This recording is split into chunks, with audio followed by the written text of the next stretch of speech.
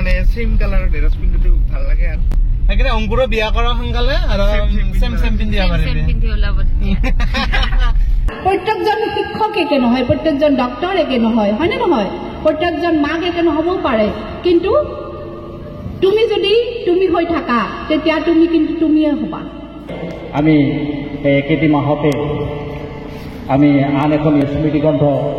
উন্মোচন কৰিবলৈ ওলাইছোঁ। তেখেতক আদৰণি জনাই মই আশা কৰোঁ।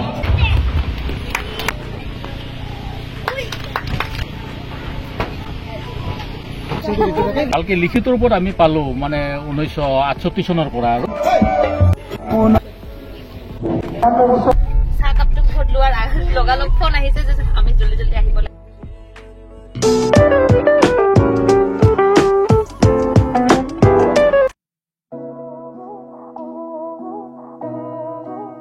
আমাৰ ঘৰত অক্সফৰ্ডাৰ বৌ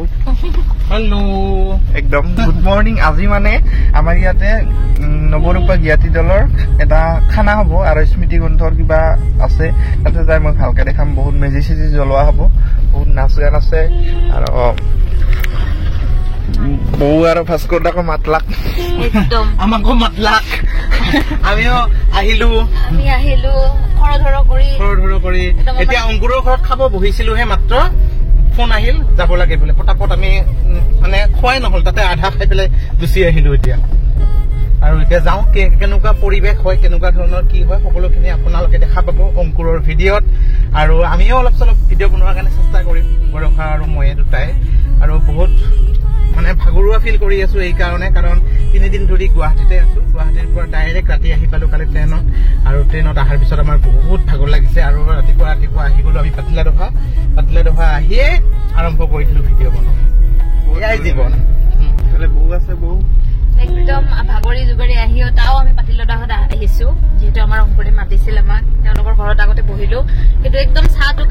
চাহকাপটো ভোট লোৱাৰ লগালগ ফোন আহিছে যে আমি জলদি জলদি আহিব লাগে, ইয়াৰে কাৰ্যসূচীখিনি আৰম্ভ হ'ব। চ' আমি তাত গৈ দেখুৱাই আছো আপোনালোকক, আৰু চাই থাকক কি হয়। ইয়াতে ইমান ধুনীয়া এটা প্ৰীতি ভোগৰ আয়োজন কৰিছে, চ' চাই থাকক একদম শেষলৈ কি আপোনালোক দেখুৱাম। ইয়াতে এতিয়া এই মেজিটো দেখিছে আপোনালোকে।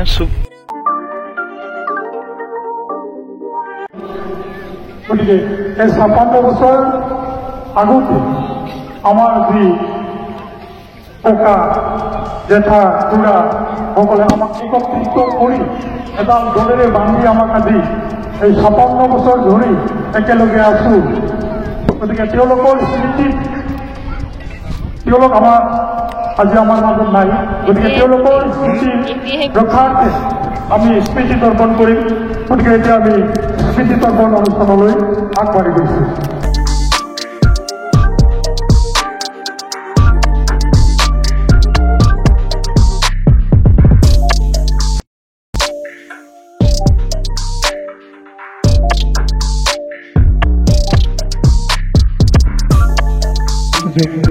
হেমকান্ত ৰায় ডাঙৰীয়াক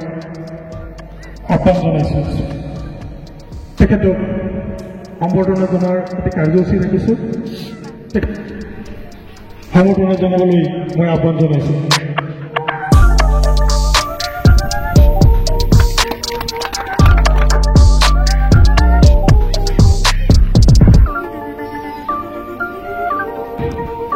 আজি ইয়াত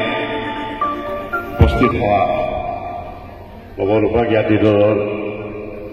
সদস্যসকল, আমাৰ অতিথিসকল, মই প্ৰথমতে সকলোকে ভোগালী বিহুৰ শুভেচ্ছা জনাইছোঁ। আজি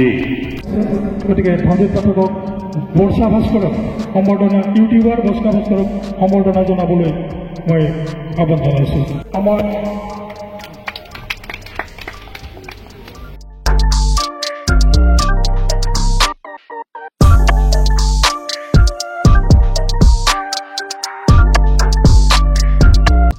এটি কবিতা আবৃত্তি কৰিবলৈ ওলাইছ। কবিতাটিৰ নাম মমতাৰ চিঠি, আৰু কবিতাটিৰ কবি বৰুৱা। কবিতাটি আৰম্ভ কৰিবলৈ লৈছ, ভুল হলে ক্ষমা কৰিব। মৰমৰ এয়া মম এডাল জ্বলাই লৈছ, আজি বহুদিনৰ মূৰত তোমালৈ চিঠি লিখো বুলি বাহিৰৰ উৰঙা বতাহ জাকেই মমদালাহি কবাইছিলি চাও খিৰিকীখন জপাই দিওঁ 7 বছৰৰ আগৰ কথাবোৰ তোমাৰ বাৰু মনত আছেনে আমি যে নতুন জীৱন্তৰ পাতনি মেলিছিলো মোৰ গাত সেই অচিনাকি নিচা বাৰুকৈ মই সপনত দেখিলো 2টা ফুট পোৱালি আৰু 2জনী নাক জিলিকা চকু টেলেকা টিলিকা টিলিকা পিলিকা পিলিকা চখিনী ছোৱালী এটা কলা এটা বগা নাঙত পিঙত ফুট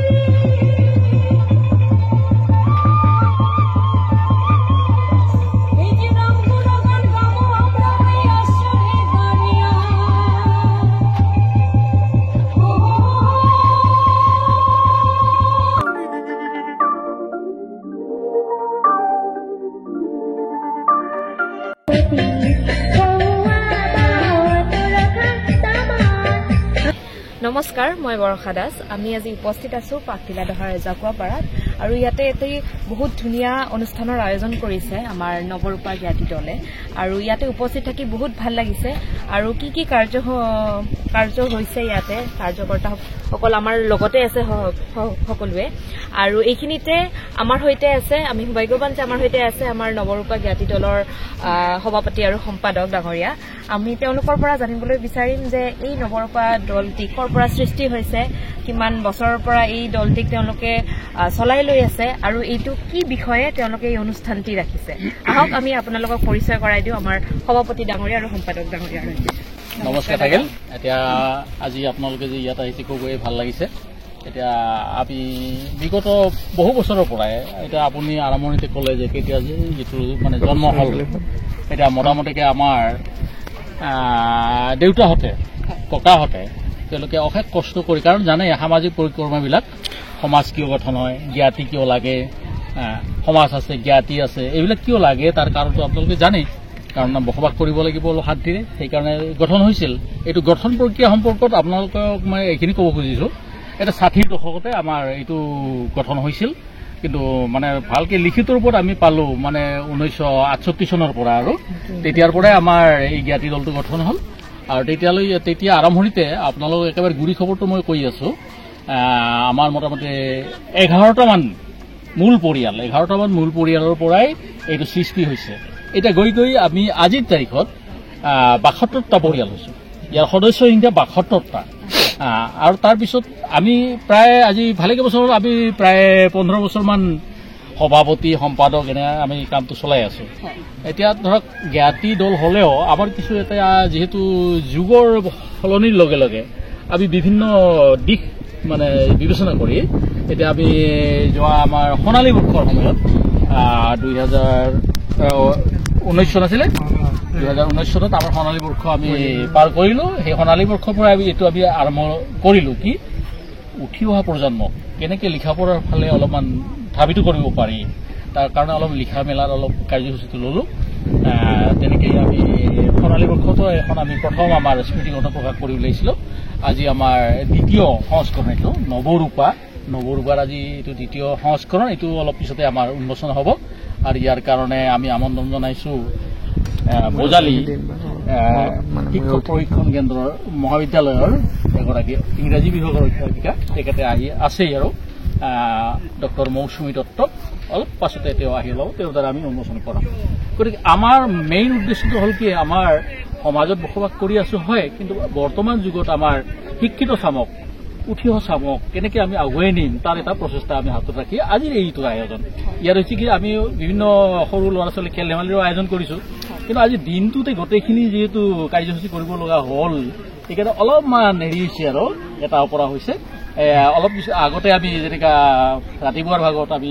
মেজি প্ৰজ্বলন কৰিছোঁ এইটো প্ৰতীকী অৰ্থত মেজি প্ৰজ্বলন কৰা হৈছে আৰু তাৰপিছতে আমাৰ যিসকল আমাৰ মাজৰ পৰা হেৰাই গ'ল স্বৰ্গগামী হ'লে আপোনালোকে দেখিছে এইটো আমাৰ স্মৃতি তৰ্পণ এটা অনুষ্ঠান আমি ৰাখিছোঁ শ্ৰদ্ধাঞ্জলি এইটো আমি কৰালোঁ আৰু তাৰপিছততো দেখিলে মঞ্চত আমাৰ বিভিন্ন গীত মাত চলি আছে আৰু গোটেই দিনজোৰা চলিব মানে আমাৰ আপাৰৰ ফালে দেখিবলৈ পাওঁ এনেকুৱা বহুত ধুনীয়া ধুনীয়া আয়োজন কৰা হয় কিন্তু আমাৰ এই ফালৰ ফালে মানে আমাৰ লোৱাৰৰ ফালে এইটো আমি প্ৰথমবাৰ দেখিছো যে এটি প্ৰীতিভোগ খাবলৈ এনেকে মেজি জ্বলাই শ্ৰদ্ধাঞ্জলি আৰু লগতে ইমান ধুনীয়াকৈ আমাৰ সাংস্কৃতিক অনুষ্ঠানেৰে চলাই লৈ যায় এই পদক্ষেপটো আপোনালোকে কেতিয়াৰ পৰা কৰি আছে এইটো চাওক ক'বলৈ গ'লে আমাৰ নিজৰ সৃষ্টি বুলি ক'ব লাগিব কাৰণ চাওক মই বিভিন্ন বিজ্ঞ মহলৰ পৰা মই খবৰ লৈছিলোঁ যে এনেকুৱা আয়োজন অসমত ক'ৰবাত দেখিছে নেকি আপুনি তেওঁ চিধা বহু বিজ্ঞ মহলে ক'লে নাই আমি ক'তো দেখা নাই আপোনালোকে যেনেকুৱা কৰিছে ইমান এটা সৰু পৰিয়ালটোৱে এখন কিতাপ উলিয়াইছে সাংস্কৃতিক সন্ধিয়া কৰিছে ইমান ব্যয়বহুল এটা খৰচ কৰিছে এইটো প্ৰথম আমি দেখিছোঁ গতিকে আজিৰ তাৰিখতো আপোনালোকৰ পৰাও মই জানিম বোধহয় আমি অসমৰ ভিতৰত প্ৰথম নেকি নৱৰূপা জ্ঞাতি দল হিচাপে স্মৃতি গ্ৰন্থ এইটো আমি একচুৱেলি বিহুত দেখিবলৈ পাওঁ কিবা এনেকুৱা অনুষ্ঠান পাওঁ বা বিশেষ উপলক্ষে কিবা এটা কাৰণত হয় কিন্তু আজি প্ৰথমবাৰ দেখিছো এটা দলে নৱৰূপা দলে এটি ইমান ধুনীয়াকৈ ইমানবোৰ পৰিয়ালে মিলি ইয়াতে ভোগৰ আয়োজন কৰিছে লগতে ইমান ধুনীয়াকৈ সাংস্কৃতিক অনুষ্ঠান ৰাখিছে যেতিয়া আমি গাড়ীখন লৈ ইয়াতে আহি আছিলো মই কৈ আছিলো আমি ইমান ডাঙৰ প্ৰগ্ৰামত আহিছো নেকি ইয়াতে ইমান বহুত ডাঙৰ প্ৰগ্ৰাম হৈ আছে এইটো যে এটা অকল ভোজনৰ আয়োজন নহয় বহুত ধুনীয়াকৈ আপোনালোকে কৰিছে আৰু লগতে আমি গৌৰৱ কৰিছো যে আপুনি এতিয়া আপুনি আপোনাৰ গলত পোষ্ট ৰাজবংশী গামোচা লৈ আছে আমি মানে আমাৰ ইয়াতে এইটো যে বস্তু আজি প্ৰথমবাৰৰ বাবে দেখিবলৈ পাইছো নিজকে বহুত গৌৰৱ অনুভৱ কৰো আৰু আমি কোচ ৰাজবংশী হৈ ক'বলৈ মানে বহুত ভাল লাগে যে আমাৰ এই চাইডতো মানে আমাৰ এই নামনিৰ ফালেও ইমান ধুনীয়াকৈ এখনি অনুষ্ঠান কৰিছে আৰু এইটো ভিডিঅ'ৰ পৰাই মানে ভিডিঅ'ৰ যোগেৰে যোনবোৰ দৰ্শকে দেখি আছে হয়তো তেওঁলোকে আৰু উৎসাহিত পাব আৰু এই দলটিক দেখি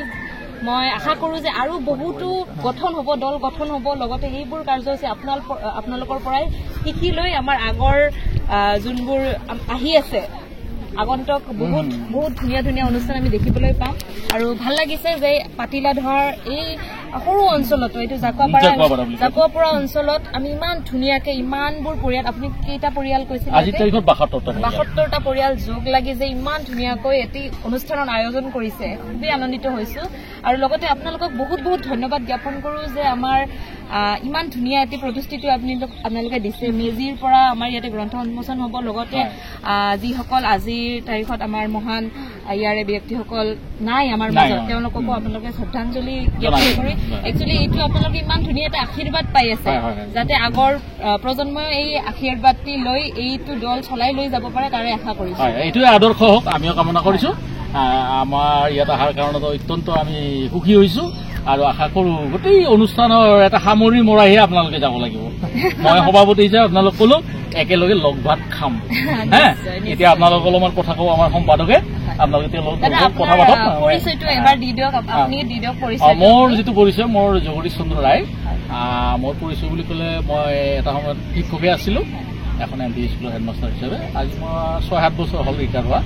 পিছত তাৰপিছত ভাবিলো কি আগৰ পৰা মোৰ এইটো নিচা আছিল কালচাৰেল বিভাগত আৰু সাহিত্য সংস্কৃতিৰ বিভাগত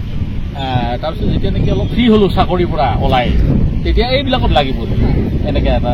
চলালো আৰু এতিয়া চাওঁ কিমান দূৰ ছাকচেছ হ'ব পাৰো এতিয়া আপোনাৰ সম্পাদকৰ সৈতে কথা পাতক আপোনালোকৰ পৰা মই বিদায় মানিছো ধন্যবাদ ঠিক আছে আমাৰ লগত সম্পাদক ডাঙৰীয়া আপোনাৰ পৰিচয়টো দিব দাদা মোৰ নাম ভূপেশ ৰায় আমি নৱৰূপা জ্ঞাতি দলৰ মই সম্পাদক এনেতো ক'লে আমাৰ সভাপতি ডাঙৰীয়াই যিখিনি কথা ক'ল বহুত কিয় আচলতে কি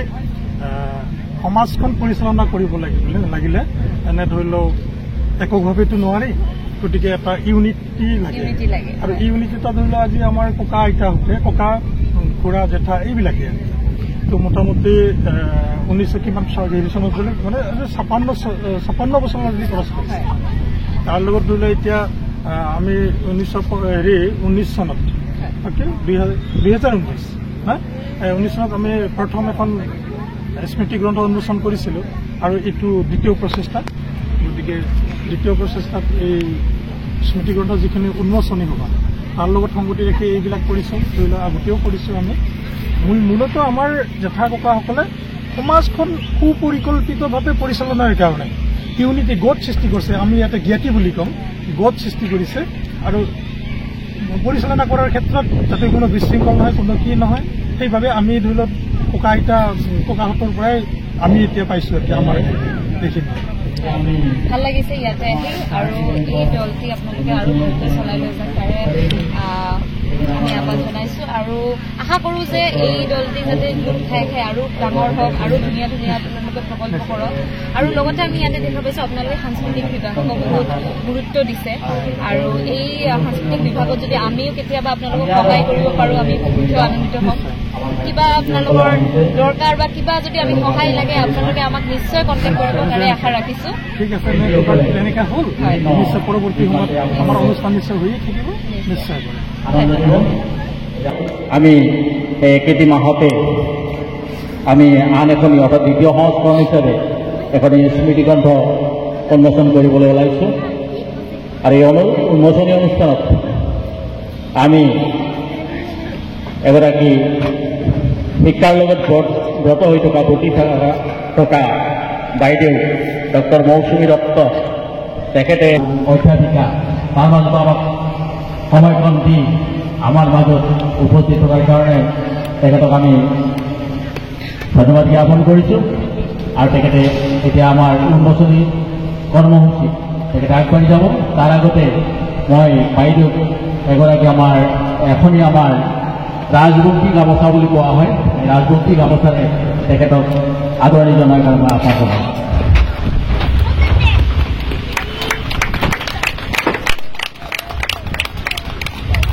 বাইদেউ, এইখনে আমাৰ ৰাজবংশী গামোচা আমাৰ সমাজত বৰ্তমান চলি আছে। আমি আমাৰ যাতে নিজৰ যিটো কালচাৰ, এই কালচাৰটো আমি যাতে বচাই ৰাখিব পাৰোঁ তাৰ কাৰণে বহুত চেষ্টা চলাইছোঁ। এতিয়া বাইদেউ যিহেতু ব্যস্ত, অতি ব্যস্ত, সেইকাৰণে আপোনাৰ যিখিনি ক'বলগীয়া আপোনাৰ পৰামৰ্শ আমি বিচাৰিছোঁ। গতিকে এতিয়া আপোনাৰ স্মৃতিগ্ৰন্থখন উন্মোচন কৰাৰ আগতে আমাৰ ৰাইজক অলপমান বুজাব মানুহ কোৱাৰ কাৰণে অনুৰোধ জনাইছোঁ।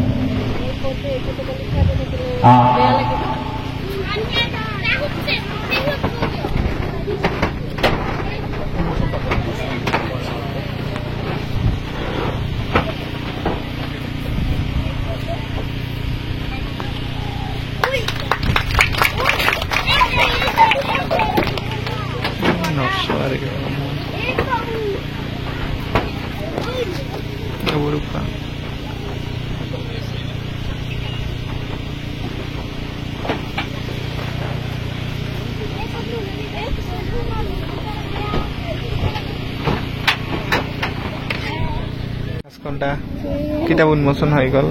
স্মৃতিগ্ৰন্থ। ঘুম লাগিব লাগছে। জ্ঞাতি দল, নৱৰূপা জ্ঞাতি দল গোটেই পৰিয়ালবৰ্গলৈ, আটাইখিনি মানুহলৈ, যিহেতু ইয়াতে মই আপ্লুত হৈছোঁ বয়োজ্যেষ্ঠ মানুহবিলাকক দেখি, মোৰ শ্ৰদ্ধা নিবেদিছোঁ। প্ৰত্যেকজন শিক্ষক একে নহয়, প্ৰত্যেকজন ডক্তৰ একে নহয়, হয়নে নহয়? প্ৰত্যেকজন মাক একে নহ'বও পাৰে, কিন্তু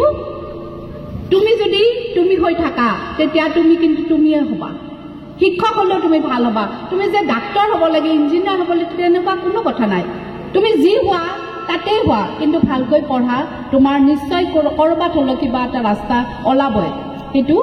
মানে কষ্ট কৰিলে ফল হয়, তাত কিন্তু শ্বৰ্টকাট নাই। সেইখিনিয়ে ক'লোঁ। মই আটাইলৈ মোৰ শ্ৰদ্ধা জনাই আপোনালোকে সকলোৱে ভালে থাকক, সুস্থ হৈ থাকক, আৰু কেতিয়াবা আহিম। সমাপ্ত কৰোঁ খুৰা, এইখিনি কৈ মই মোৰ ক'বলগীয়াখিনি শেষ কৰিছোঁ। আৰু আজি ইয়াতে আমাৰ নৱৰূপা স্মৃতিগ্ৰন্থৰ দ্বিতীয় সংস্কৰণ আজি উন্মোচন হ'ল, আৰু নিশ্চয় নেক্সট কেতিয়াবা হ'লে মই এটলিষ্ট কপিটো হ'লেও পাম, এইখিনি আশা কৰি সকলোলৈ মৰম শ্ৰদ্ধা জনাই সামৰিছোঁ। ধন্যবাদ। আৰু এতিয়া আমি যাব ওলাইছোঁ। আমাৰ গোটেইখিনি প্ৰগ্ৰাম আমি দেখালোঁ, আৰু মই লাষ্টত মানে সামৰণিটো মোকে মাৰিব দিল অংকুৰে একদম অংকুৰ খানা খাব আহিব আমাৰ যিহেতু অলপমান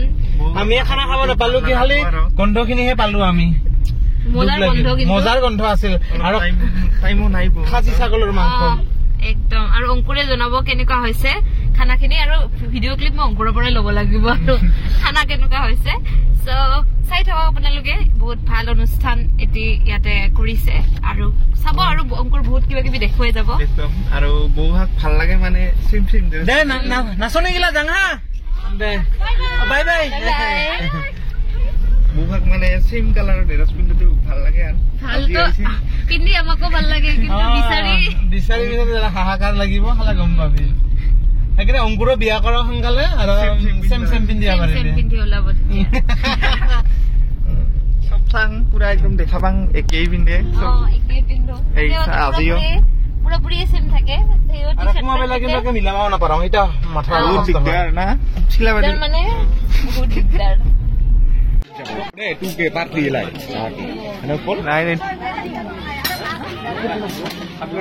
তো গাইজ মানে আমি খানা চানা খালো ভাত খালো আপোনালোক দেখিলাই মই অকণমান ভিডিঅ' দেখাইছিলো ভাতত আছিল মাংস এণ্ড চালাড আছিল এটা আৰু ভাজা